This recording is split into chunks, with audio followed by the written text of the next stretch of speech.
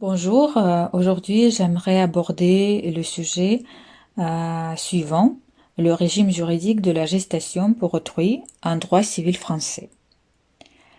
Comme l'a dit Gallou, depuis le Code noir français de 1685, le droit privé français ne s'était plus prononcé sur l'attribution de l'enfant à une autre que sa mère biologique. À cet égard, cette citation nous montre que la question concernant la possibilité de la gestation pour autrui est considérée complexe. Le Code civil français de 1804 a laissé une place assez réduite aux personnes. Depuis 1994, les lois bioéthiques ont été introduites dans le Code civil et le principe de l'indisponibilité du corps humain, autrement dit le respect du corps humain, a été prononcé, qui vise à protéger la personne et sa personnalité. La gestation pour autrui est fortement liée à la violation du principe de l'indisponibilité du corps humain et par conséquent, elle provoque beaucoup de débats. La question donc se pose est la suivante. Dans quelle mesure peut-on parler de la légitimité de la gestation pour autrui en droit civil français? Pour répondre à cette question, nous allons d'abord étudier la position de la jurisprudence française concernant la GPA et ensuite analyser s'il y a des exceptions à cette position. Donc, tout d'abord, la GPA est le principe d'indisponibilité du corps humain en droit français. En 1989, le Conseil d'Europe a déjà prononcé sa position contre la GPA et a interdit le médecin à accepter les conventions portant sur la maternité de substitution. En France, la GPA est interdite et est considérée illicite. Plusieurs arrêts confirment le caractère illégal de la GPA en France. Donc, primo, nous allons voir l'exemple de la position du droit civil français et secondo, les conséquences de cette position. L'interdiction de la GPA en droit français. Un des exemples flagrants qui confirme que la GPA est interdite en droit français est l'arrêt de l'Assemblée plénière du 31 mai 1991. Une femme a fait l'accouchement sous X pour aider un couple à avoir un enfant. La mère d'accueil a déposé donc la demande pour l'adoption pleinaire de cet enfant. La Cour de cassation a exprimé que la mère adoptive restait la mère adoptive et a interdit la maternité de substitution. Cet arrêt est illustratif et nous voyons bien les raisons de l'illégitimité de la GPA. D'abord, selon l'article 6 du Code civil, les conventions entre les particuliers doivent être conformes à l'ordre public et ne doivent pas lui porter atteinte. En vertu de l'article 16-7 du Code civil français, toute la convention portant sur la procréation ou la gestation pour le compte d'autrui est nulle. En outre, la pratique de la GPA viole le principe de l'indisponibilité du corps humain. Bien sûr, il y a des exceptions, on peut donner son organe, par exemple. Mais en cas de la GPA, la mère porteuse prête son corps entier et sa santé, ce qui est absolument contre ce principe.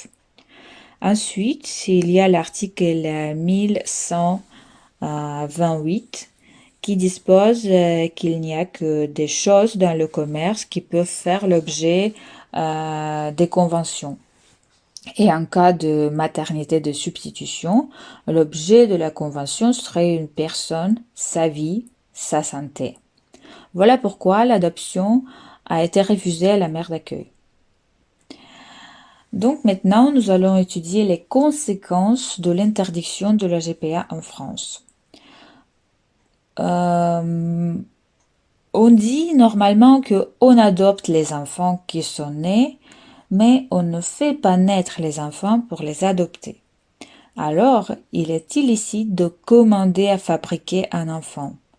Nous pouvons considérer les conséquences in abstracto et in concreto In abstracto, cela veut dire théoriquement si c'est dans l'intérêt de l'enfant être abandonné par sa mère biologique et être élevé par des personnes biologiquement étrangères et comment l'enfant va vivre en ignorance de ses origines. In concreto, ici nous devons analyser la situation quand elle est présente et ce que l'on pourrait faire avec ces enfants qui sont abandonnés par leur mère biologique et sont les tiers dans leur famille d'accueil. Dans la deuxième partie, nous allons voir si l'interdiction de la GPA en droit français est ferme et sans exception et que le départ à un autre pays où la maternité de substitution est légale n'est pas la raison pour la considérer légale en arrivant en France. Donc voilà, si on part à l'étranger pour faire un enfant et avec une mère porteuse, et si on revient en France, donc si cela est légal. Donc d'abord, on va étudier l'espoir d'éviter l'interdiction de la GPA en France en partant dans d'autres pays où cette pratique est autorisée. Beaucoup de Français, surtout qui sont riches, en pensant qu'ils sont à même de tout, de commander même un enfant, partent à l'étranger afin d'y fabriquer un enfant et venir en France. Donc d'abord, la France ne reconnaît pas les enfants nés à l'étranger à l'aide de la GPA.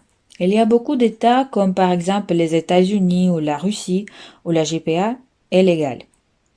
La France est plutôt l'exception qui n'autorise pas la maternité de substitution et donc c'est un des pays rares dans ce domaine.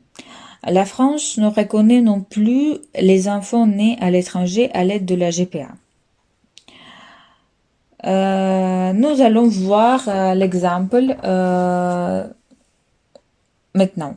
L'exemple du refus ferme du droit français de reconnaître les enfants nés à l'étranger à l'aide de la maternité de substitution.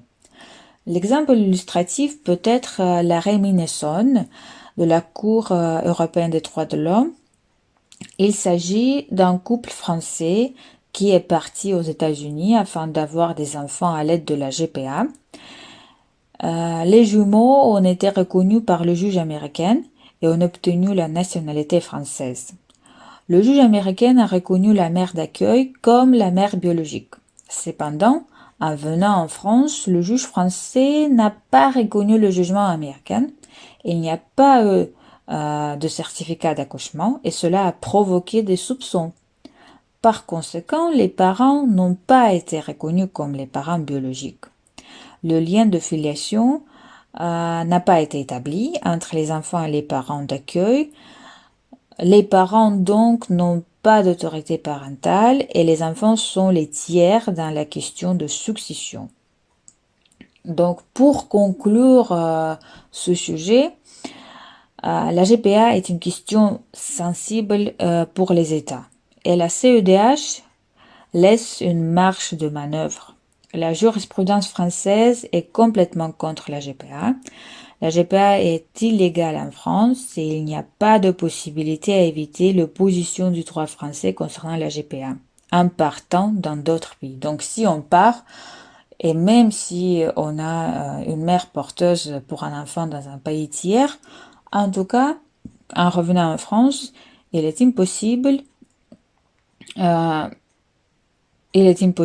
d'éviter l'opposition du droit français dans cette question. Merci beaucoup. J'espère que vous allez me laisser des commentaires. Voilà, que vous avez beaucoup aimé cette présentation.